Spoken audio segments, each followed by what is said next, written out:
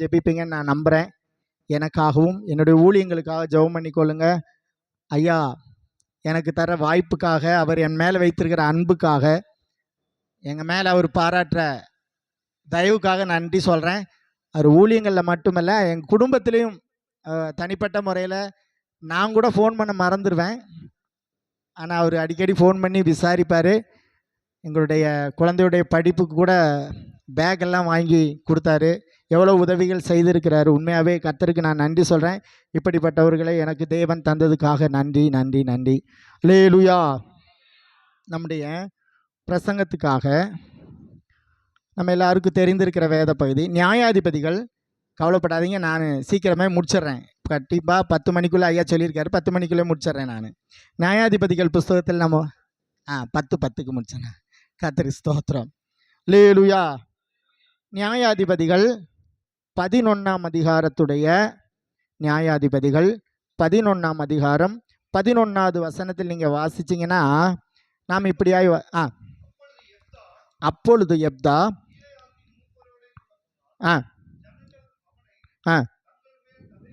தலைவனும் வைத்தார்கள்.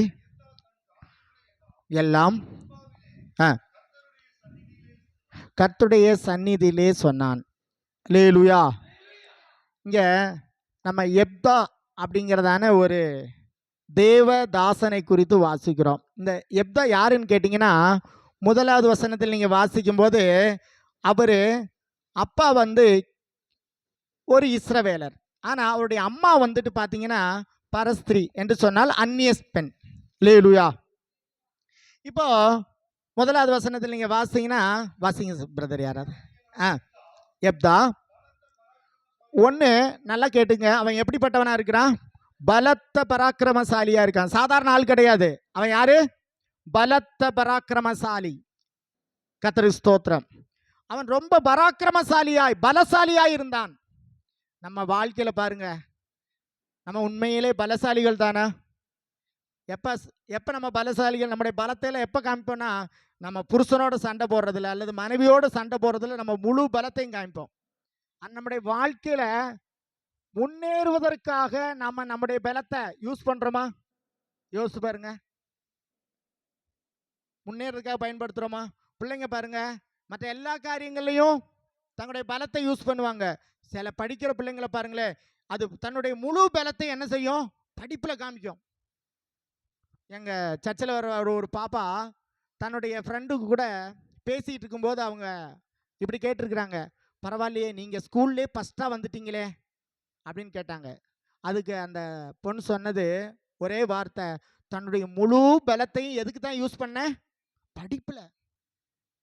எப்போ பார்த்தாலும் தன்னுடைய முழு பலமும் எங்கே பயன்படுத்தப்பட்டது பாருங்க. அல்லேலூயா.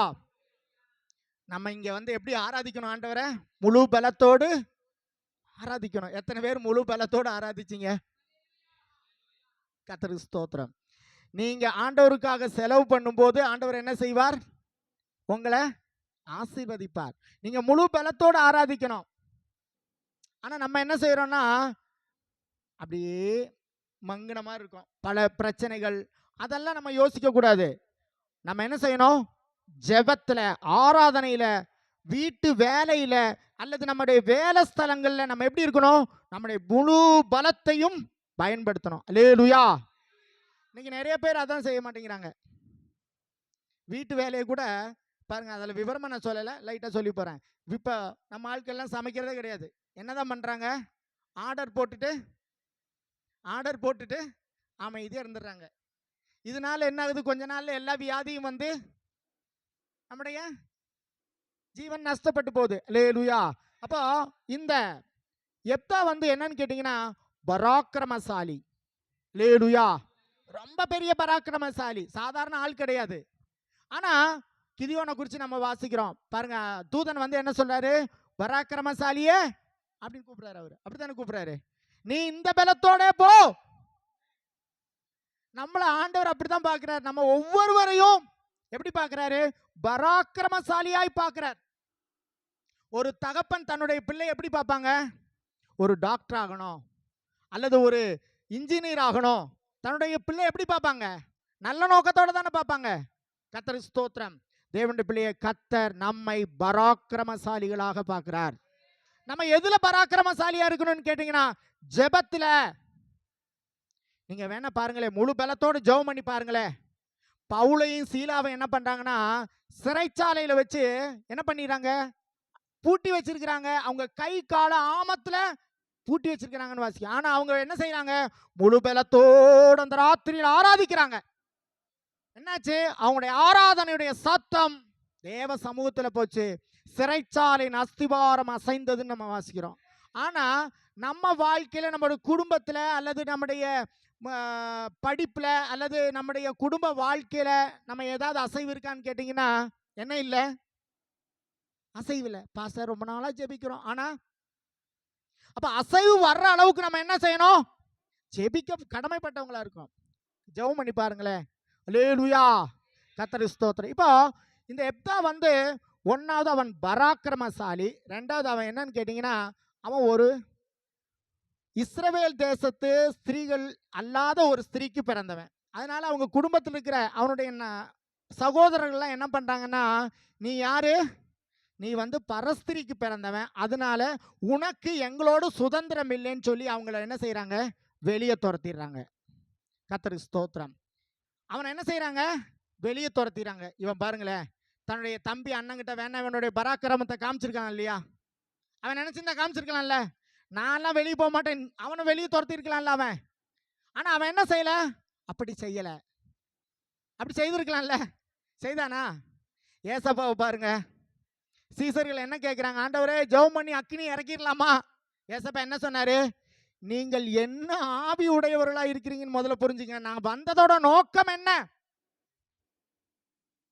இன்னைக்கு நம்ம தேவ சித்தப்படி பல காரியங்களுக்கு நம்மளை ஒப்படைக்க வேண்டியவங்களா இருக்கிறோம். கர்த்தருக்கு ஸ்தோத்திரம். இவங்க தன்னுடைய சொந்த சகோதரனாய் எப்தாவை உனக்கு இங்க சுதந்திரம் இல்லைன்னு அனுப்பிடுறாங்க. எப்தா ஒன்னும் பேசல, பேசாம வந்துறான். அல்லேலூயா, கர்த்தருக்கு ஸ்தோத்திரம். சில நேரங்கள்ல நம்ம என்னதான் செய்யணும், அமைதியா இருக்கணும். கர்த்தர் அதுல தான் பெரிய அற்புதமே செய்வார். அப்பதான் அற்புதமே செய்வார். நீங்க நல்லா புரிஞ்சுக்கோங்க. சில நேரங்கள்ல நாம் அமைதியா வந்துடணும். யோசேப்பை பாருங்க, யோசேப்பை என்ன பண்றாங்க, சகோதரர்கள் தூக்கி கூலியில போடுறாங்க. அதுக்கப்புறம் அவனை எடுத்து என்ன பண்றாங்க, இஸ்மாவேலருக்கு வித்து போடுறாங்க. யோசேப்பு ஒன்னும் சொல்லல, அமைதியா இருக்கிறான். போற இடத்துல எல்லாம் அமைதியா இருக்கிறான். ஏதோ ஒரு திட்டம் என் மேல் கர்த்தர் வைத்திருக்கிறார். அந்த திட்டம் நிறைவேற வேண்டுமே ஆனால் நான் என்ன செய்யணும், காத்திருக்கணும். நம்ம வாழ்க்கையில சில காரியங்களுக்கு நாம் காத்திருக்கத்தான் வேண்டும். ஒன்னு ஜெபிக்கிறது, ரெண்டாவது காத்திருக்கிறது. இதுதான் ஆபிரகாமுடைய வாழ்க்கையில் நடந்தது. ஆபிரகாம் பாருங்க, நல்ல விசுவாச வீரன், ஜெபிக்கிறான், ஆனா காத்திருக்கிறான். எல்லாரும் தான். கர்த்தருக்கு ஸ்தோத்திரம். ஒருவேளை நம்ம வாழ்க்கையில ஏதாவது நடக்காம இருந்துச்சுன்னா நீங்க காத்திருக்கணும். கர்த்தர் ஏதோ ஒரு பெரிய காரியத்தை செய்ய போகிறார், நிச்சயமா செய்வாருங்க.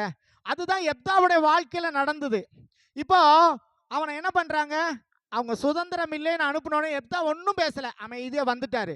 வந்துட்டு அவர் என்ன பண்றாருன்னு பாத்தீங்கன்னா, பாருங்க, நம்ம வேதத்துல வாசிக்கும் போது அவன் யாரோடு சேர்ந்து கொள்றான்னு கேட்டீங்கன்னா, பாருங்க வேதத்துல வாசிக்கிறோம், நியாயாதிபதிகள் 11ஆம் அதிகாரம் 3ஆம் வசனத்தில் நீங்க வாசிங்கன்னா வாசிங்க.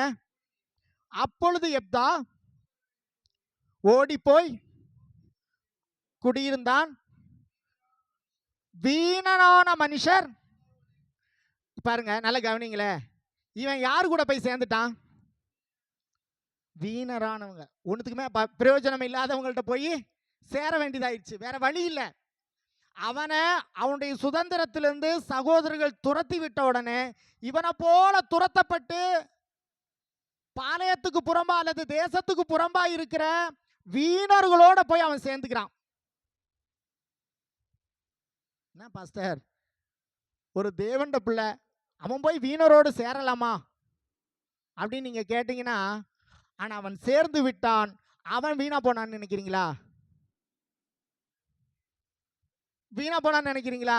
அவன் போய் சேர்ந்த கூட்டம் சரிதான், அந்த இடம் தான் தவறான இடம் தான். ஆனால் எப்தாவுக்கு தெரியும் தான் ஒரு தேவ பிள்ளை. அல்லேலூயா. பாருங்க, பல பக்தர்களும் சில வேளைகள்ல இப்படிப்பட்ட சூழ்நிலையில் இருந்திருக்கிறாங்க. தாவீது கூட துரத்தப்படுறான். எங்க இருந்து? இஸ்ரவேல் தேசத்திலிருந்து துரத்தப்படுறான். அவன் யாரோட போய் சேர்ந்துக்கிறான்னு சொன்னா, கடன்பட்டவர்கள், ஒடுக்கப்பட்டவர்கள், நெருக்கப்பட்டவர்களோட போய் சேர்ந்துக்கிட்டான். போய் சேர்ந்துட்டு அவர்களைத்தான் இவன் மாற்றினானே அல்லாமல் இவன் அவங்க பக்கத்துல மாறல. அல்லேலூயா. நல்ல கவனிங்களே. இவன் அங்க போய் சேர்ந்துட்டான். தாவீது போய் சேர்ந்துட்டு பாருங்க, எல்லா நேரத்திலும் அவன் ஜெபம் பண்றான். எங்க போனாலும் தேவனுடைய சமூகத்தில் ஆலோசனை கேட்கிறான். இதெல்லாம் அந்த ஜனங்க பார்க்கறாங்க. பார்த்து தாவீது கூட இருந்து இருந்து இருந்து அவர்களும் கூட தேவனுடைய பிள்ளைகளாய் மாறினாங்க. நல்ல யுத்த வீரர்களாய் மாறினாங்க. அவங்க சீனாய் கோட்டையை போய் அல்லது சியோன் மலை கோட்டையை போய் பிடிக்கிற அளவுக்கு அவங்க மாற்றத்தை பெற்றிருந்தாங்க. அல்லேலூயா. பாருங்க, இந்த எப்தா வீணரோடு போய் சேர்ந்தது உண்மைதான். ஆனால் அவன் ஜெபிக்கிறவனா இருந்தான், பராக்கிரமசாலியா இருந்தான். அவர்களுக்குள்ளே இவன் மாற்றத்தை உருவாக்கினான். கர்த்தருக்கு ஸ்தோத்திரம். சிலவங்க என்ன சொல்லுவாங்கன்னா, பாஸ்டர் நான் வேலை செய்கிற இடம் அப்படி பாஸ்டர், நம்ம வேலை செய்கிற இடம், நாங்கள் இருக்கிற ஊர் அப்படி பாஸ்டர், அல்லது எங்கள் சொந்தக்காரவங்க அப்படி பாஸ்டர், அதுக்காகத்தான் நாங்கள் இப்படி பண்ணுறோம். நீங்கள் எதுக்காகவும் பண்ணக்கூடாது. நீங்கள் யாரோட பிள்ளை? கர்த்தருடைய பிள்ளை. கர்த்தருடைய பிள்ளை. நம்ம எந்த சூழ்நிலையிலும் மாறக்கூடாது. பாருங்க, வேதம் சொல்லுது, தேவ சித்தம் செய்கிறவன் பாபிலோனில் இருந்தாலும் கர்த்தருடைய சித்தத்தை செய்வான். தானியேல் எங்க போயிருந்தான்? பாபிலோன் தேசத்துல போயிருந்தான். ஆனால் கர்த்தருக்கு பிரியமானவனா இருந்தான். எவ்வளோ நெருக்கடி, எவ்வளோ பிரச்சனை, எவ்வளோ போராட்டங்கள், ஆனா அவன் மாறல. காரணம், அவனுக்கு நல்லா தெரியும், என்னுடைய தேவன் பெரியவர். அதாங்க எப்தாவோடைய விசுவாசம் கூட. எப்தாவோட பகுதி கொஞ்சம் தான், ஆனா அவனை முழுசா நீங்க தியானிச்சீங்கன்னா, அந்த முழு பகுதியை நல்லா ஆராய்ஞ்சு வாசிங்கன்னா, உண்மையாகவே அவன் நல்ல ஒரு தேவனுடைய பிள்ளை. கர்த்தருக்கு ஸ்தோத்திரம். பாருங்களேன், இவன் இப்போ அங்கிருந்து துரத்தப்படுறான், வீணர்களோட போய் சேர்ந்துக்கிறான், எல்லாம் சரிதான். ஆனால் அவங்க கூட இருந்தான், அதெல்லாம் உண்மைதான். ஆனா அவன் தேவனோடு இருந்தான், எந்த சூழ்நிலையும் விடல. கர்த்தருக்கு ஸ்தோத்திரம். இப்ப பாருங்க, எப்தா அவங்களோட போய் அமைதியா இருக்கிறான். இப்ப ஆண்டவர் பார்க்கிறாரு, தேவனுடைய திட்டம் என்ன? தேவனுடைய திட்டம் என்ன? எப்தாவை அந்த இஸ்ரவேல் ஜனங்களுக்கு தலைவனாக, நியாயாதிபதியாக ஏற்படுத்த வேண்டும் என்பதுதான் தேவனுடைய திட்டம். அந்த திட்டம் அவனுக்கு தெரியும். தான் ஒரு தலைவன் என்பதை அவனுக்கு நல்லா தெரியும். இப்போ எப்தா காத்துட்டு இருக்கான். கர்த்தர் என்ன பண்றாரு தெரியுங்களா? இந்த இஸ்ரவேல் ஜனங்கள் எப்தாவை தேடி போகும்படியா அம்மோன் புத்திரரை எழுப்பி விடுறாரு. அம்மோன் புத்திரர் என்ன பண்றாங்கன்னா, இஸ்ரவேலர்களுக்கு விரோதமா சண்டையிடும்படியா வர்றாங்க. யுத்தம் பண்ண வரும்போது இந்த இஸ்ரவேலருக்கு என்ன செய்யறதுன்னு தெரியல. அப்ப போய் அவனை என்ன பண்றாங்க? எப்தாவை போய் கூப்பிடுறாங்க. யாரை போய் கூப்பிடுறாங்க? எப்தாவை போய் கூப்பிடுறாங்க. எப்தா நீ வாப்பா. உடனே அவன் என்ன சொல்றான்னா, நான் வர்றேன், நான் ஜெயிச்சா நான் தான் தலைவனாக இருப்பேன், அது உங்களுக்கு சம்மதமான்னு கேட்பான். உடனே அவங்க சொல்லுவாங்க, அது ரொம்ப சம்மதம், நீ எப்படியாவது வந்து எங்களை என்ன செய்ய, காப்பாத்துப்பா. தேவனுடைய பிள்ளையே, நீங்க தேவ சமூகத்தில் அமைதியா காத்திருந்து ஜெபம் பண்ணீங்கன்னா போதும். உங்களை யார் வேண்டான்னு சொன்னாங்களோ, யார் உங்களை தள்ளி விட்டாங்களோ, அவங்க தன்னால உங்களை தேடி வருவாங்க. நிச்சயமா தேடி வருவாங்க. அதே தாங்க யோசேப்புக்கு நடந்தது. நல்ல கவனிங்களே. யோசேப்பு பாருங்க, எகிப்துல போய் அடிமையா இருக்கிறான். அது மாத்திரமல்ல, சிறைச்சாலையில போய் கிடக்குறான். கர்த்தர் பார்த்தாரு, என் புள்ள சிறைச்சாலையில் இருக்கிறான். ஒரு பெரிய பஞ்சத்தை எகிப்தின் மேல தேவன் கட்டளையிட்டார். உடனே ராஜாவுக்கு ஒரு கனவு வந்தது. அந்த கனவுக்கு யோசேப்பு விளக்கம் சொல்ல போறான். கர்த்தருக்கு ஸ்தோத்திரம். யோசேப்புக்காக எகிப்தின் மேல் ஒரு பெரிய பஞ்சத்தை தேவன் அனுப்பினார். நமக்காக கர்த்தர் யுத்தம் செய்வார். அல்லேலூயா. பாருங்க, நீங்க நினைக்கலாம், என்ன இவ்வளவு நாளா ஆண்டவரை தேடணும், நம்ம சர்ச்சுக்கு போனோம், ஜெபம் பண்ணோம், ஞானஸ்தானம் எடுத்தோம், ஆனா நெருக்கம் பிரச்சனையா இருக்கே. நீங்க யோசிக்காதீங்க, இதுக்கு எல்லாத்துக்கும் தேவன் சீக்கிரம் பதில் செய்வார். இப்போ இஸ்ரவேல் ஜனங்க என்ன பண்றாங்க? எப்தாவை தேடி போறாங்க. தேடி போய் கூப்பிடுறாங்க. உடனே அவன் என்ன பண்றான்னா, அப்பதான் இந்த வசனத்தை நம்ம வாசிக்கிறோம். என்ன வாசிக்கிறோம் பாருங்களேன். மூப்பர்கள் போய் கூப்பிட்ட உடனே, நியாயாதிபதிகள் புஸ்தகம் 11ஆம் அதிகாரத்துல மூப்பர்கள் போய் 10ஆம் வசனத்தில் நீங்க வாசிக்கும் போது கீலேயாத்தின் மூப்பர் எப்தாவை பார்த்து, நாங்கள் உன் வார்த்தையின்படி செய்யாவிட்டால் கர்த்தர் நமக்கு நடுநின்று கேட்பாராக என்றார்கள். அப்பொழுது எப்தா கீலேயாத்தின் மூப்பரோடு கூட போனான். ஜனங்கள் அவனை தங்கள் தலைவனும் சேனாதிபதியுமாக வைத்தார்கள். எப்தா தன் காரியங்கள் எல்லாம் மிஸ்பாவில் கர்த்தருடைய சந்நிதியில் போய் சொன்னான். இதுதாங்க அந்த வசனம். ஒரு தேவ பிள்ளை எங்க போறான் பாருங்க, நேரா மிஸ்பாவில் கர்த்தரிடத்துல போறான். நல்லா புரிஞ்சுக்குங்க. அவருடைய அர்த்தம் என்னவென்று கேட்டீங்கன்னா, எப்போதும் தேவனை தேடுகிற ஒரு மனுஷனாக, எந்த சூழ்நிலையிலும் தேவ சமூகத்தை தேடுகிற ஒரு மனுஷனாக எப்தா இருந்தார். நீங்க நல்லா புரிஞ்சுக்குங்க.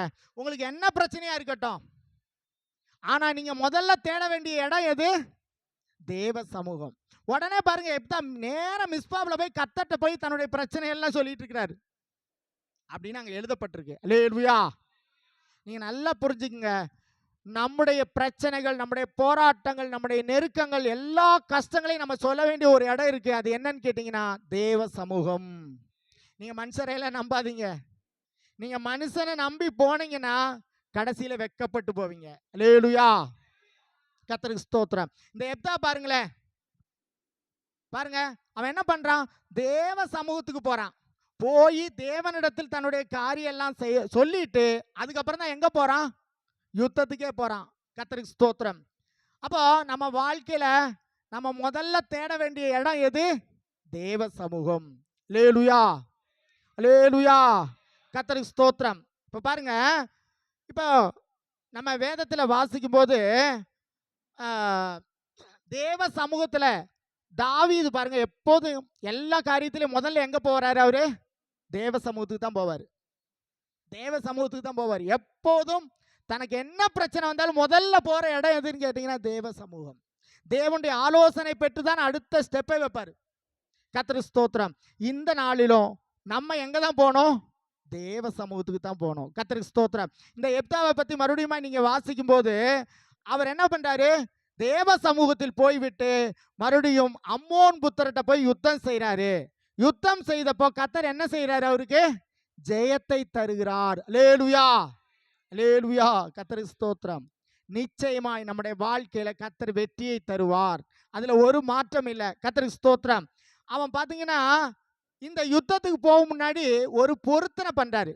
என்ன பொருத்தனை பண்றாருன்னு கேட்டீங்கன்னா, ஆண்டவர்கிட்ட, ஆண்டவரே, நான் அம்மோன் புத்திரருக்கு விரோதமா போறேன், நீங்க எனக்கு வெற்றியை தந்தீங்கன்னா என் வீட்டுல இருந்து முதல்ல எது எதிர்கொண்டு வருதோ அதை நான் என்ன பண்ணுவேன்? உங்களுக்கு பழி செலுத்துவேன். பொருத்தனை பண்றவரா இருக்கிறாரு. கர்த்தருக்கு ஸ்தோத்திரம். நல்லா கேட்டுங்க.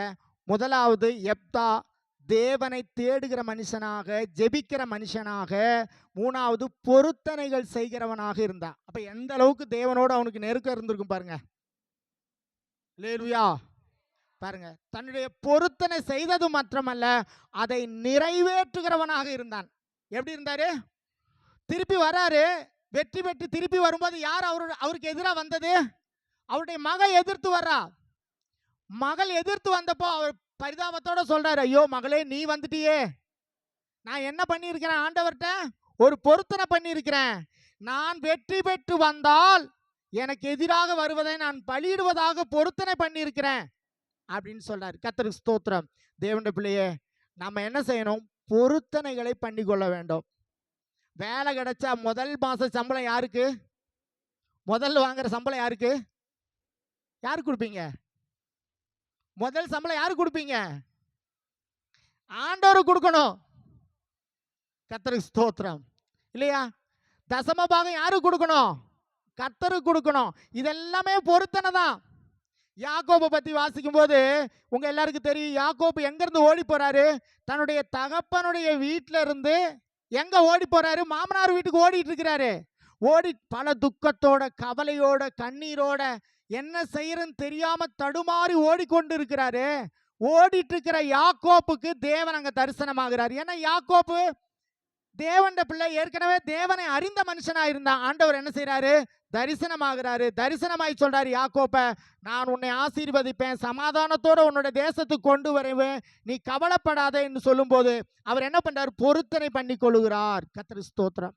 நம்ம ஒவ்வொருத்தரும் தேவ சமூகத்துல பொருத்தனை பண்ணி வச்சிருக்கிறோம். ஏற்கனவே எப்ப பண்ணியிருக்கிறோம்? ஞானஸ்தானம் எடுத்தப்போ நம்ம என்ன பொருத்தனை பண்ணியிருக்கிறோம்? என்ன உங்க அம்மா பாடினாங்க, இனி நான் அல்ல பிழைப்பதென்னிலே, அப்படித்தானே? கிறிஸ்தேசுவே என்னில் பிழைக்கிறார். அம்மா ஒரு பாட்டு பண்ணாங்க. என்ன பாட்டு பண்ணாங்க? சிலுவையின் முன்னால் உலகமே பின்னா, இல்லையா? வாழ்வோ சாவோ வல்ல தூதரோ பிரிக்கவே முடியாது. எப்ப இந்த பாட்டு பாடுறோம்? ஞானஸ்தானம் எடுக்கும்போது இந்த பாட்டை பாடுவோம். அதுக்கு என்ன அர்த்தம்? நான் இன்னி இயேசுவை மாத்திரமே பின் செல்வேன், அவருக்காக வாழுவேன் அப்படின்னு நம்மளை என்ன செய்யறது? அர்ப்பணிக்கிற பொருத்தனை பண்ணிக்கிறோம். கர்த்தருக்கு ஸ்தோத்திரம். அந்த பொருத்தனையிலிருந்து நம்ம என்ன செய்யக்கூடாது? பின்வாங்க கூடாது. கர்த்தருக்கு ஸ்தோத்திரம். இப்போ எப்தாவுக்கு வந்துருவோம் நம்ம மறுபடியும். இந்த எப்தா எப்படிப்பட்டவனா இருக்கிறான்? பராக்கிரமசாலியா இருக்கிறான். அவன் யாரா இருக்கிறான்? தன்னுடைய சகோதரனுடைய சுதந்திரத்திலிருந்து புறம்பாக்கப்பட்டவனா இருக்கிறான். கர்த்தருக்கு ஸ்தோத்திரம். பரஸ்திரியுடைய மகனாக இருக்கிறான். நம்மளும் பாருங்க, நம்ம யாராவது யூதர்களா, கிறிஸ்தவர்களா? இல்ல எபிரேயர் புஸ்தகம் 2ஆம் அதிகாரம் 10ஆம் 11வது வசனத்தில் நீங்க வாசிக்கும் போது நம்ம வாசிக்கிறோம், என்ன வாசிக்கிறோம்? அக்காலத்திலே கிறிஸ்துவை சேராதவர்களும் நம்பிக்கை இல்லாதவர்களும் தேவனற்றவர்களுமாய் புறஜாதிகளாக இருந்தோம். நம்ம எப்படி இருந்தோம்? புறஜாதிகள். நம்ம யாரும் ஆண்டவர் தெரிஞ்ச பிள்ளைகள் அல்ல, ஆண்டவருடைய பிள்ளைகளும் அல்ல. கர்த்தராகிய இயேசு கிறிஸ்து தம்முடைய சொந்த ரத்தத்தால் நம்மளை என்ன செய்தாரு? மீட்டு கொண்டார், விடுதலையாக்கினார், ரட்சித்தார். இன்னைக்கு நம்மளை சபையில் கொண்டு வந்து கர்த்தர் வைத்திருக்கிறார். இன்னைக்கு நாம் தேவனுடைய பிள்ளைகளாக இருக்கிறோம். நல்லா புரிஞ்சுக்கங்க. கர்த்தருக்கு ஸ்தோத்திரம். தேவன் வந்து ஜாதி மத இன வேறுபாடு பார்க்கிற தேவன் அல்ல. அதனாலதான் கிறிஸ்தவர்களுக்குள்ள என்ன பார்க்கறது இல்ல? ஜாதி பார்க்கறது இல்ல. நீங்க எப்படிப்பட்டவங்கிறது அவருக்கு முக்கியம் கிடையாது. உங்க இருதயம் எப்படி இருக்குங்கிறத ஆண்டவர் பார்ப்பார். பாருங்க, நகோமி எங்க போறாங்க? மோவாப் தேசத்துக்கு போயிடுறாங்க. அங்க போயிருந்த நகோமி தன்னுடைய பிள்ளைங்களுக்கு விவாகம் பண்ணி வைக்கிறாங்க. அதுல ஒரு மருமகளுடைய பேர் தான் என்னது? ரூத். அவங்க யார்? எந்த பொண்ணு? மோவாப்பிய பெண். ஆனா ஆண்டவரை தேடவும் பின்பற்றவும் அவங்க உறுதியா இருந்தாங்க. அதனால பாருங்க, ரூத்துவ தேவன் என்ன செய்தாரு? ஆசீர்வதித்தார். அவருடைய வம்சாவளியில் தான் யார் வந்தது? இயேசு வந்தார். தேவனுடைய பிள்ளையே, நம்ம எப்பேற்பட்டவங்களா நம்முடைய இருதயத்தை தான் ஆண்டவர் பார்க்கிறார். அதனாலதான் வசனம் சொல்லுது, மனுஷன் முகத்தை பார்க்கிறான், தேவனோ இருதயத்தை பார்க்கிறார். கர்த்தருக்கு ஸ்தோத்திரம். அந்த எப்தாவுடைய இருதயத்தை பார்த்தீங்கன்னா, அவன் தேவனை தேடுகிறவனாக இருந்தான். எப்படி இருந்தான்? அவன் இஸ்ரவேலன் அல்ல. அவனுடைய அப்பா இஸ்ரவேலர், ஆனால் தாய் இஸ்ரவேலர் அல்ல. ஆனால் அவன் எப்படிப்பட்டவனா இருக்கிறான்? உண்மையா இஸ்ரவேலின் தேவனை தேடுகிற மனுஷனாக இருந்தான். அல்லேலூயா. கர்த்தருக்கு ஸ்தோத்திரம். நீங்க நல்லா புரிஞ்சுக்கங்க, நம்முடைய வாழ்க்கையில கர்த்தர் நம்முடைய இருதயத்தை காண்கிறவர். கர்த்தருக்கு ஸ்தோத்திரம். அதனால நம்ம எப்படி இருக்கணும்? ஆண்டவருக்கு உண்மையா இருக்கணும், கர்த்தரை தேடணும். அல்லேலூயா. ரெண்டாவது பாத்தீங்கன்னா, அவன் எங்க போய் சேர்ந்துக்கிறான்? வீணனான மனிதர்களோடு போய் சேர்ந்துக்கிறான். ஏற்கனவே நான் இதை சொன்னேன். ஆனா அங்க போயிட்டு இவன் என்ன பண்ணா? ஆண்டவரை பத்தி கண்டிப்பா அவங்களுக்கு என்ன பண்ணிருப்பான்? சொல்லியிருப்பான். கண்டிப்பா சொல்லியிருப்பான். அவங்க அதை கேட்டிருப்பாங்க. அவங்களுக்குள்ள மாற்றம் வந்திருக்கும், ரட்சிக்கப்பட்டிருப்பாங்க. நீங்களும் பாருங்களேன், உங்களை ஆண்டவர் எங்க வச்சிருக்கிறாரோ அந்த இடத்துல யாரை சொல்லணும்? நீங்க ஆண்டவரை சொல்லணும். அவங்க அப்படிங்க பாஸ்டர், அவங்க அப்படி இப்படி கேட்க மாட்டாங்க, அதெல்லாம் சொல்லக்கூடாது. என்ன சொல்லணும்?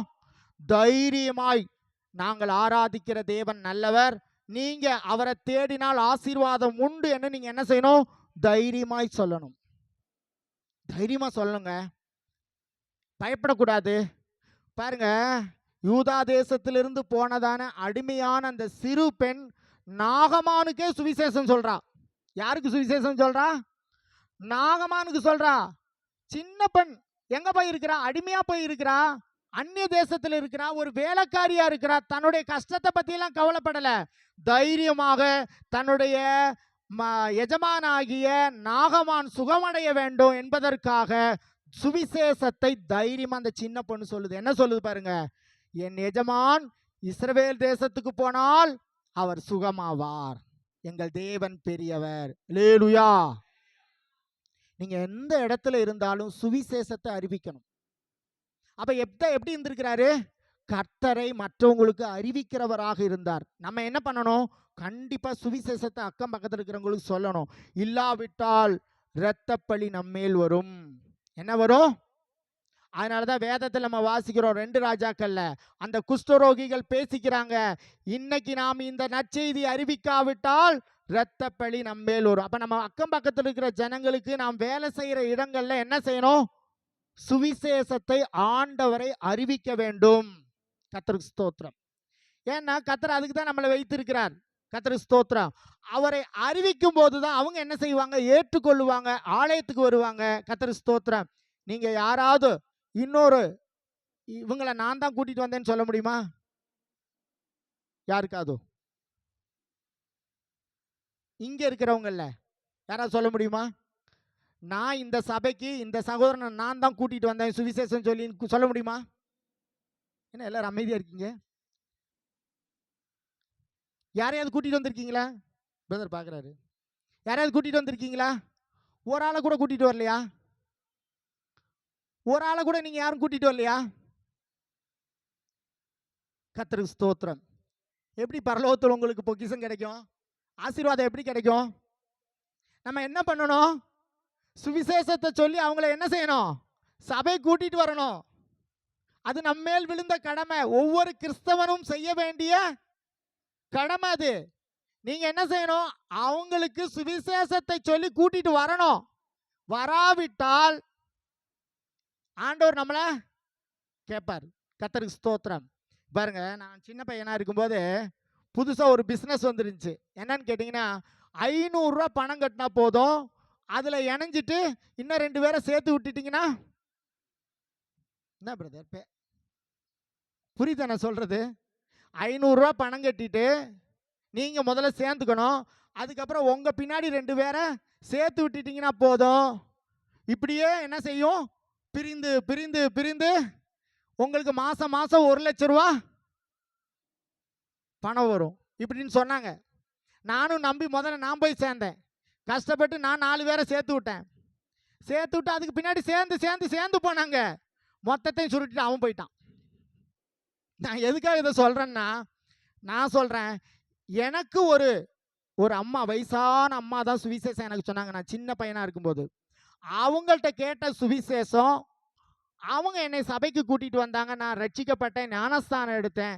அதுக்கப்புறம் நான் ஊழியனா மாறி எத்தனையோ பேருக்கு சுவிசேஷம் நான் அறிவிச்சேன். இப்ப அதனுடைய பலன் யாருக்கு போகும்? யாருக்கு போகும்? என்னை ரட்சிப்புல கொண்டு வந்தாங்க இல்லையா, அந்த அம்மாவுக்கு கிடைக்கும். அல்லேலூயா. என்னடா நீங்க ஒரு ஆள் தானே நினைக்க கூடாது. நீங்க ஒரு ஆளுக்கு சுவிசேஷம் சொன்னீங்கன்னா அந்த ஒரு ஆள் ரட்சிக்கப்பட்டு பின்னாட்கள் ஒரு பெரிய பாஸ்டா வந்து அவர் செய்யற ஊழியத்துடைய சகல ஆசீர்வாதம் யார் பெற்றுக்கொள்வீங்க? பாஸ்டர் சிறுவர் ஊழியங்கள்லாம் நடத்துவார் நினைக்கிறேன். எங்க சபையில் நடக்குது. விசுவாசிகளை வாங்க வாங்கனாலும் வரமாட்டாங்க, சின்ன பசங்க ஊழியம் தானே. ஆனா சின்ன பையன்ல நான் சிஎஸ்ஐ சர்ச்சில் சண்டே ஸ்கூல் படித்தவன் தான். அன்னைக்கு படித்த அந்த சுவிசேஷம் இன்னைக்கு உங்க முன்னாடி என்னை கொண்டாந்து நிறுத்திருக்கு. அல்லேலூயா. அப்போ எப்தா பாருங்க, வீணர்களோடு சேர்ந்துகிட்டது உண்மைதான். ஆனா அவன் யாரா இருந்தான்? தேவனுடைய பிள்ளையா இருந்தான். கர்த்தருக்கு ஸ்தோத்திரம். நம்ம என்ன பண்ணணும்? எந்த இடத்துல இருந்தாலும் நம்ம எப்படி இருக்கணும்? தேவனுடைய பிள்ளைகளா இருக்கணும். அல்லேலூயா. அதனாலதான் சீசர்களை பார்த்து ஏசப்பா சொன்னாரு, நீங்கள் பூமிக்கு உப்பா இருக்கிறீங்க, உப்பு சாரமற்று போனால் அதை யாரால் சாரமார்க்க கூடும். அப்ப நம்மளாம் யாரா இருக்கிறோம்? பூமிக்கு உப்பா இருக்கிறோம். நம்மளே ஒரு காரம் இல்லாம ருசி இல்லாம போனோம்னா ஆண்டவர் என்ன செய்ய முடியும்? சொல்லுங்க பார்க்கலாம். கர்த்தருக்கு ஸ்தோத்திரம். அதனால நம்ம எல்லாரும் தீர்மானிப்போம், ஆண்டவருடைய சுவிசேஷத்தை, ஆண்டவரை பற்றி அக்கம் பக்கத்தில் உள்ளவங்களுக்கு என்ன செய்வோம்? அறிவிப்போம். அறிவிச்சா மட்டும் போதாது, அவங்களுக்காக நம்ம என்ன செய்யணும்? ஜெபிக்கணும். ஜெபம் பண்ணாதான் அவங்க என்ன செய்வாங்க? ஆலயத்துக்கு வருவாங்க. ஆண்டவரே அவங்கள ரட்சிங்கப்பா, கொண்டு வாங்கப்பான்னு ஜெபிக்கணும். கர்த்தருக்கு ஸ்தோத்திரம். இப்போ இந்த எப்தா வீணர்களோடு கூடிக்கொண்டது உண்மைதான். ஆனால் அவர்களை என்ன பண்ணா? கர்த்தருக்குள் ஆதாயப்படுத்தினான். கர்த்தருக்குள் ஆதாயப்படுத்தணும். நம்ம வேலை அதுதான். பரலோகத்துக்கு போகும்போது உங்களுக்கு அப்பதான் ஆசீர்வாதம் கிடைக்கும். கர்த்தருக்கு ஸ்தோத்திரம். அடுத்ததா நீங்க வேதத்துல வாசிக்கும் போது இந்த எப்தா எப்படி இருக்கிறாரு? எப்படி இருக்கிறாரு? பொறுமையா இருக்கிறாரு, காத்திருக்கிறாரு. என்ன பண்ணணும் நம்ம? காத்திருக்கணும். பொறுமையா இருக்கணும், காத்திருக்கணும். எல்லாருக்கும் காத்திருக்க முடியாது. இப்போ என்னுடைய பாஸ்டர் இருக்கிறாங்க. பாஸ்டர் வந்து, பாஸ்டர் நான் வாலாஜாபாத் வர்றேன், நீங்க வாலாஜாபாத் பஸ் ஸ்டாண்ட்ல வெயிட் பண்ணுங்க, காத்துருங்கன்னு சொன்னா பாஸ்டர் எவ்வளவு நேரம் காத்திருப்பீங்க? வர வரைக்கும். அல்லேலூயா. வர வரைக்கும் காத்திருப்பாரா? நான் வர 2 நாள் ஆயிடுச்சுன்னா பாஸ்டர். நான் சொல்றது புரியுதா உங்களுக்கு? நான் சொல்ற அர்த்தம் என்ன தெரியுமா? இப்போ இந்த சகோதரன் சொன்னேன், ஒரு 5 நிமிஷம் வெயிட் பண்ணுங்க, பாப்பாரு போயிட்டே இருப்பாரு. இதே என் மனைவிட்ட சொன்னா எவ்வளோ நேரம் வெயிட் பண்ணுவாங்கன்னு நினைக்கிறீங்க? 1 மணி நேரம்? நீங்க பார்க்கறதெல்லாம் பார்த்தா சந்தேகமா இருக்குதே. நம்ம எந்த அளவுக்கு ஒருத்தர் மேல் நம்பிக்கை வைத்திருக்கிறோமோ, அன்பு வைத்திருக்கிறோமோ, அந்த அளவுக்கு என்ன செய்வோம்? காத்திருப்போம். அதாங்க அதுக்கு அர்த்தம். பாருங்க, ரயில்வே ஸ்டேஷன்ல நடந்த சம்பவம், காஞ்சிபுரத்தில் இருக்கிறதான ஒரு பொண்ணு தன்னுடைய ஒரு சின்ன பையனை ரயில்வே ஸ்டேஷனில் கொண்டு போய் உட்கார வச்சுட்டு பிஸ்கட் வாங்கி கொடுத்துட்டு அவங்க நான் இப்போ வந்துடுறேன்ப்பான்னு சொல்லிட்டு போனாங்க. கிட்டத்தட்ட 1 மாதம் ஆகியும் அந்த பொண்ணு வரல. நடந்த சம்பவங்க. லேலுயா. வரல அந்த பொண்ணு. அந்த தாய் திரும்ப வருங்கிற நம்பிக்கையோடு அந்த குழந்தை 1 மாதம் உட்காந்துருக்குறான். 1 மாதம் உட்காந்துருந்த அந்த குழந்தைய அங்கே இருக்கிற அந்த குருவிக்காரவங்க நரிக்குறவர்கள் பார்த்துட்டு அந்த குழந்தைய அன்பாக கூப்பிட்டு சாப்பாடு கொடுத்து அவங்க தன்னுடைய வீட்டில் கொண்டு போய் வச்சுருந்தாங்க. நான் ஆச்சரியப்படுறேன். ஆனாலும் அந்த பையன் அந்த வழியாக போகும்போதெல்லாம் ரயில்வே ஸ்டேஷனில் போய் உட்காந்துக்குவானாம். அந்த நரிக்குறவங்க ரொம்ப வற்புறுத்தி, இல்லைப்பா வா, அவங்க அம்மா வரும்போது நாங்கள் உன்னை கூட்டிகிட்டு வந்து காமிக்கிறோம் அப்படின்னு சொல்லிட்டு கூட்டிகிட்டு வருவாங்களாம். அந்த குழந்தையோட ஏக்கத்தை பார்த்தீங்களா? தாய் திரும்ப வருவாள் வருவாள் வருவாள். உண்மையை சொல்கிறேன், அந்த தாய் தன்னுடைய பிள்ளை அங்கே உட்கார வைத்து விட்டு வேறு ஒருவனோடு ஓடி போனாள். அது பின்னாட்களில் தான் எங்களுக்கு தெரிஞ்சது. அதுக்கப்புறம் நான் கொஞ்ச நாள் அந்த பையனை வச்சுருந்தேன். இறக்கப்பட்டு அதுக்கப்புறம் திருப்பி கொண்டு போய் விட்டுட்டேன் நான். இந்த உலகம் எப்படி இருக்கு பாருங்க. இதெல்லாம் கடைசி காலத்துக்கு அடையாளமாக இருக்குது. ஆனால் எப்தாவை பாருங்க, தான் நேசிக்கிற ஆண்டவர் தனக்கு உதவி செய்வார், தன்னுடைய காரியத்தை மாற்றுவார். நம்பிக்கையோடு இருந்தாங்க. அவனுடைய நம்பிக்கை வீண் போகல. இஸ்ரவேல் ஜனங்க மூப்பர்கள் தேடி வந்தாங்க. எப்ப வந்தாங்க? தேவன் வர வைத்தார். அல்லேலூயா. நீங்க நம்பிக்கையோடு ஆண்டவருக்காக காத்திருந்தீங்கன்னா கர்த்தர் பார்த்துட்டே இருப்பாரு. உங்களை கைவிட மாட்டார். உங்களுக்காக காரியத்தை மாற்றுவார். நிச்சயமா மாற்றுவாருங்க. நம்ம ஆண்டவர் பெரியவருங்க. கர்த்தருக்கு ஸ்தோத்திரம். அதுதான் நம்ம மொர்தெகாயை பற்றி வாசிக்கிறோம். மொர்தெகாய் என்ன செய்யறாரு பாருங்க. எஸ்தர்ட்ட போய் சொல்றாரு, இப்படி ஒரு நெருக்கமான சூழ்நிலை வந்திருக்கு, என்ன செய்யறதுன்னு தெரியல, நீ போய் உபவாசம் பண்ணி ஜெபம் பண்ணு, நானும் ஜெபம் பண்ணுகிறேன். கர்த்தர் என்ன செய்தார்? காரியத்தை மாறுதலாய் முடிய பண்ணினார். அப்ப கர்த்தருக்காக நீங்க காத்திருந்தீங்கன்னா என்ன செய்வார் ஆண்டவரு? காரியத்தை மாற்றுவார். அல்லேலூயா. ரொம்ப நாளா காக்க வைப்பாருன்னு நினைக்கிறீங்களா? ரொம்ப நேரம் காக்க வைப்பாரா? நம்ம ஒருத்தவங்களை நேசிக்கிறோம்னு சொன்னா அவங்கள ரொம்ப நேரம் காக்க வைப்போமா? உட்கார வைப்போமா?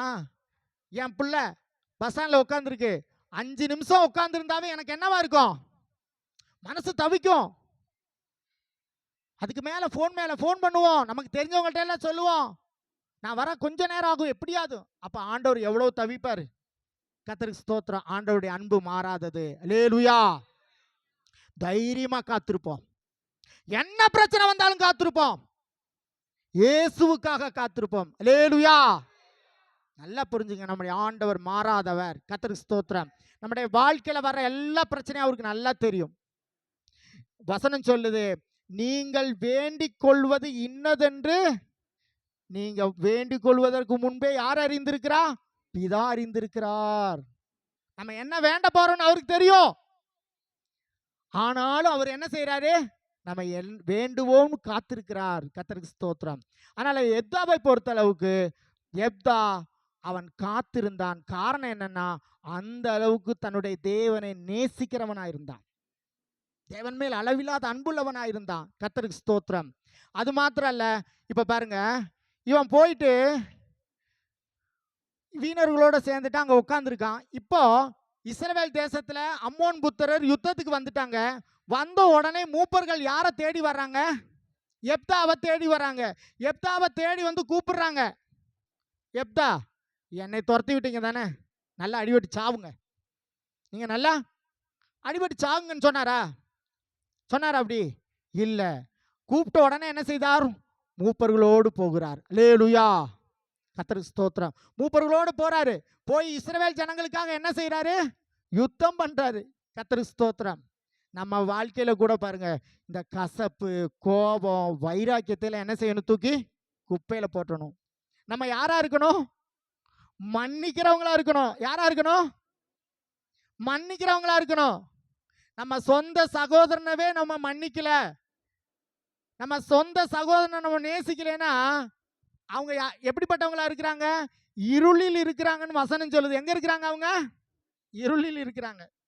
அவங்க தேவனை அறியாம இருக்கிறாங்கன்னு. கர்த்தருக்கு ஸ்தோத்திரம். அதனாலதான் ஆண்டவராய் இயேசு சொன்னார், நீங்கள் மனிதருடைய தப்பிதங்களை மன்னிக்கும் போது பிதாவானவர் உங்களுடைய தப்பிதங்களை எல்லாம் மன்னிப்பார். பாத்தீங்களா எப்தாவுக்கு எவ்வளவு நல்ல குணம் பாருங்க. அவன் என்ன பண்றான்? தனக்கு தீங்கிழைத்த போது அவங்கள மன்னிச்சுட்டு அவங்களுக்கு உதவி செய்யும்படியா போறான். இதுதாங்க கிறிஸ்துவின் அன்பு. என்ன அன்பு? கிறிஸ்துவின் அன்பு. கர்த்தருக்கு ஸ்தோத்திரம். ஆனா நம்ம என்ன செய்யணும்? ஆண்டவரே, உன்னோடு போராடினவர்களை தேடியும் காணாதிருப்பாய், தேடியும் காணாதிருப்பாய், தேடியும் காணாதிருப்பாய். எங்கிட்ட போராடினவங்க என்ன இருக்கக்கூடாது? இருக்கக்கூடாது. வசனம் என்ன சொல்லுது? தேடியும் காணாதிருப்பாய். யார் தேடினாலும் அவங்க கண்ணிலே படக்கூடாது. என்ன செய்யணும்? அவங்கள இல்லாமாக்குங்க. ஆனா கிறிஸ்தவ வாழ்க்கை அதல்ல. அது என்ன பண்ற வாழ்க்கை? மன்னிக்கிற வாழ்க்கை. தண்டிக்கிறது தேவனுடைய வேலை, அதை நம்ம பார்க்க வேண்டாம். இப்போ அவன் என்ன பண்ற பாருங்க, திரும்பி அவங்களை எல்லாரையும் மன்னித்து விட்டு யாரோட போறான்? மூப்பர்களோடு சேர்ந்து போயிடறான். போய் சும்மா இருக்கல, தேவ சமூகத்தில் போய் ஜெபித்து விட்டு தன் காரியத்தை எல்லாம் கர்த்தரிடத்தில் சொல்லிட்டு எங்க போறான்? யுத்தத்துக்கு போகிறான். கர்த்தருக்கு ஸ்தோத்திரம். யாரோட யுத்தத்துக்கு போறான்? அம்மோன் புத்திரரோட யுத்தத்துக்கு போறான். கர்த்தருக்கு ஸ்தோத்திரம். பாருங்க, யுத்தம் சொன்னா என்னது? என்னது? ஜெப ஜீவிதம் தாங்க அது. அப்போஸ்தலனாகிய பவுல் சொல்றாரு, மாமிசத்தோடும் இரத்தத்தோடும் நமக்கு போராட்டம் இல்லை, வானமண்டலங்கள் உள்ள பொல்லாத ஆவிகளோடு நமக்கு போராட்டம் உண்டு. இந்த பூமியில நமக்கு ஒரு யுத்தம் உண்டு, ஒரு போராட்டம் உண்டு. என்னன்னு கேட்டீங்கன்னா, சாத்தானோடு நமக்கு போராட்டம் உண்டு. ஏன்? நம்ம எங்க போறோம்? பரலோகத்துக்கு போறோம். எங்க போறோம்? பரலோகத்துக்கு போறோம். பரலோகத்துக்கு போறபடினால் நம்ம என்ன செய்யணும்? இந்த பூமியில போராடித்தான் வாழ வேண்டும். அல்லேலூயா. நான் நீதிமொழிகள்ல ஒரு வசனம் வாசிக்கிறேன், கேளுங்களேன். சிலவங்க நீங்க நினைக்கலாம், என்னடா எல்லாரும் அப்படியா இருக்கிறாங்க, நிறைய பேர் அவங்க விருப்பத்துக்கு வாழ்றாங்க, நாம வாழ்ந்தா என்ன?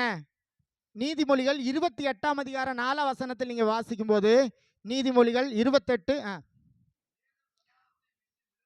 வேத பிரமாணத்தை விட்டு விலகுகிறவர்கள் துன்மார்க்கரை புகழுகிறார்கள். நல்லா கவனிங்களே, ஒரு நிமிஷம் என்ன கவனிங்க, நல்லா அந்த வேத பகுதியை கேளுங்களேன்.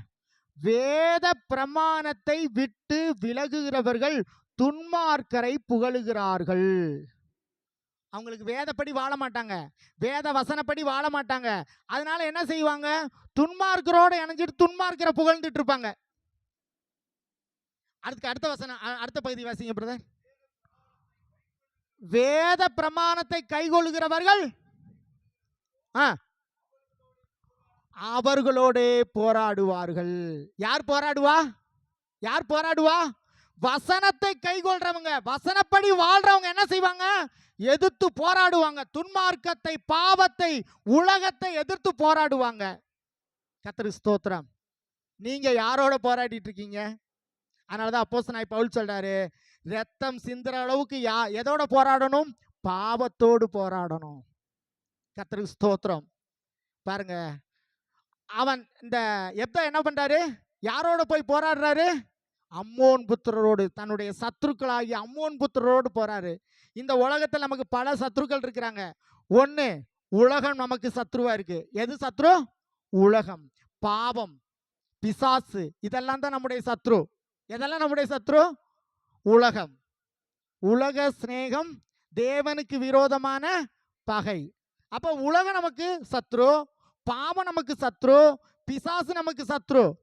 இவங்களோட தான் நம்ம போராடணும். ஆனா நம்ம யாரோட போராடிட்டு இருக்கோம்னு கேட்டீங்கன்னா, வீட்டில் உள்ளவங்கள்ட்ட போராடிட்டு இருக்கோம், சபையில் உள்ளவங்கள்ட்ட போராடிட்டு இருக்கோம், பாஸ்டர்ட்ட போராடிட்டு இருக்கோம். லேலுயா, அவங்க அப்படி சொன்னாங்க, இவங்க இப்படி சொன்னாங்கன்னு. கர்த்தருக்கு ஸ்தோத்திரம். தேவனுடைய பிள்ளையே, எப்தா யாரோடு போராடினா? அம்மோன் புத்திரரோடு. காரணம் என்ன? தன்னுடைய சகோதரர்களுக்காக, தன்னுடைய சுதந்திரத்துக்காக அவன் போராடினான். எதுக்காக போராடினா? தனக்காக, தன்னுடைய சகோதரர்களுக்காக, தன்னுடைய சுதந்திரத்துக்காக போராடினான். நமக்கு எல்லாருக்கும் ஒரு சுதந்திரம் இருக்கு. எங்க? பரலோகத்துல ஒரு சுதந்திரம் ஆண்டவர் வச்சிருக்கிறாரு. அந்த சுதந்திரத்துக்காக நீங்க போராடணும். அல்லேலூயா, கர்த்தருக்கு ஸ்தோத்திரம். இன்னைக்கு நிறைய பேர் பரலோகத்தில் இருக்கிற சுதந்திரத்தை மறந்துட்டாங்க. அதை நினைக்கிறது கூட இல்லை நிறைய பேர். அந்த தரிசனத்தை நிறைய பேர் இழந்துட்டாங்க. கர்த்தருக்கு ஸ்தோத்திரம். அந்த தரிசனம் நமக்கு இருந்துச்சுன்னு வச்சுங்களேன், நம்ம என்ன செய்வோம் தெரியுமா? ஜெபத்தில் போராடுவோம். கர்த்தருக்கு ஸ்தோத்திரம். இந்த உலக வாழ்க்கை நிலையானதல்ல. நல்லா புரிஞ்சுக்குங்க, இந்த உலக வாழ்க்கை நிலையானதல்ல. எப்போ வேணாலும் மரணம் வரலாம். கடந்த நாட்களில் பாருங்க, 242 பேர் என்னாங்கன்னாங்க? விமானத்தில் பயணம் செஞ்சவங்க 242 பேர் என்னானாங்க? ஒரு நொடி பொழுதில் மரித்து போனார்கள். இன்னைக்கு மரணம் பல வழிகளில் போராடிக்கிட்டு இருக்கு மனுஷனை. கர்த்தருக்கு ஸ்தோத்திரம். இப்போ யுத்தங்கள் தொடங்கிருச்சு. இப்போ பாருங்க, இஸ்ரவேலுக்கும் ஈரானுக்கு யுத்தம் நடந்துருக்கு. இஸ்ரவேல் ஜனங்க வந்துட்டு ரொம்ப தைரியசாலிகளும் திறமசாலிகளும். ஆனால் இன்னைக்கு அவங்களுடைய திறமையவே அசைக்கிற அளவுக்கு யுத்தம் நடந்துட்டு இருக்கு. அல்லேலூயா. இதெல்லாம் ஏசப்பாவுடைய வருகை காண்பிக்கிறது. அதனால தான் ஆண்டவர் சொன்னார், யுத்தத்தின் செய்திகளையும் கேட்பீர்கள், இதெல்லாம் என்னுடைய வருகைக்கு அடையாளம் என்று சொல்லி போனார். கர்த்தருக்கு ஸ்தோத்திரம். ஆனால் நீங்க யாரோடு போராடுறீங்க? உங்களுடைய சுதந்திரத்துக்காக போராடுங்க. பரலோக ராஜ்யத்தில் உங்களுக்கு பங்கு கிடைக்கும்படியா போராடுங்க. அதற்கு நம்ம இந்த பூமியில் என்ன செய்யணும்? பாவத்தோடு போராடணும், சத்ருவோடு போராடணும், பிசாசோடு போராடணும், பரிசுத்த வாழ்க்கைக்காக போராடணும், விசுவாசத்துக்காக போராடணும். இன்னைக்கு நிறைய பேரோட விசுவாசம் இல்லாமலே போயிட்டு இருக்கு. அதனால தான் ஏசப்பா சொன்னாரு, மனுஷகுமாரன் வருநாளில் பூமியில் விசுவாசத்தை காண்பாரோ. விசுவாசம் இல்லாம போயிட்டே இருக்கு. இன்னைக்கு நிறைய பேர் விசுவாசத்தை விட்டு விலகி போயிட்டே இருக்கிறாங்க. ஆனால் நம்முடைய சுதந்திரத்துக்காக நாம் போராடுவோம். கர்த்தருக்கு ஸ்தோத்திரம். இந்த எப்தாவை பத்தி மறுபடியும் வாசிக்கும் போது, அவர் பொருத்தனை செய்கிறவரா இருந்தார். என்ன செய்வாரு? பொருத்தனை செய்து கொள்வார். எந்த காரியத்துக்கும் தேவனிடத்தில் பொருத்தனை செய்து கொள்கிறார். கர்த்தருக்கு ஸ்தோத்திரம். நம்ம ஏற்கனவே சொன்னேன், ஞானஸ்தானத்தில் நம்ம பொருத்தனை பண்ணியாச்சு. ஆல்ரெடி நம்ம என்ன செய்தாச்சு? இயேசுவுக்காக வாழ்வோம் என்று நாம் பொருத்தனை பண்ணியாச்சு. கர்த்தருக்கு ஸ்தோத்திரம். ஆண்டவர் இங்கே உள்ள காரியங்களெல்லாம் நம்மள்ட்ட கேட்கல. கர்த்தருக்கு ஸ்தோத்திரம். நல்லா புரிஞ்சுக்கங்க, தேவனுக்காக வாழும்படியா நம்ம பொருத்தனை பண்ணியிருக்கோம். அதுலேருந்து நம்ம என்ன செய்யக்கூடாது? பின்வாங்க வேண்டாம். அதில் உறுதியாக இருப்போம். கர்த்தருக்கு ஸ்தோத்திரம். தேவனுடைய பிள்ளைய எப்தா மிகவும் பராக்கிரமசாலியாக இருந்தான். நம்ம எப்படி இருக்கிறோம் பாருங்க. கர்த்தருக்கு ஸ்தோத்திரம். எல்லாரும் கண்ணு மூடுவோம். ஆண்டவருடைய சமூகத்தில் நமக்கு நேரம் 5 நிமிடம் இருக்குது. நம்ம எல்லாரும் கேட்ட சத்தியத்துக்காக நம்மளை ஒப்படைப்போம். மிகவும் பராக்கிரமசாலியாக இருந்தான். அவன் தேவன் மேல் நம்பிக்கை உள்ளவனாக இருந்தான். கர்த்தருக்கு ஸ்தோத்திரம். நம்ம எல்லாரும் கண்ணு மூடுவோம். ஆண்டவரே, என்னை பராக்கிரமசாலியாய் மாற்றுங்கப்பா. நான் ஜெபிக்கணும்னு நினைக்கிறேன், ஆனால் ஜெபிக்க முடியலப்பா. போராடி ஜெபிக்க வேண்டும் என்று நான் நினைக்கிறேன். உங்களை ஆராதிக்கணும்னு நினைக்கிறேன், உங்களுக்காக வாழணும்னு நினைக்கிறேன், ஆனால் என்னால் முடியல. ஆண்டவரே, எனக்கு கிருபை தாங்கப்பா. எல்லாரும் கண்ண முடியப்பா, எனக்கு கிருபை தாங்க ஆண்டவரே.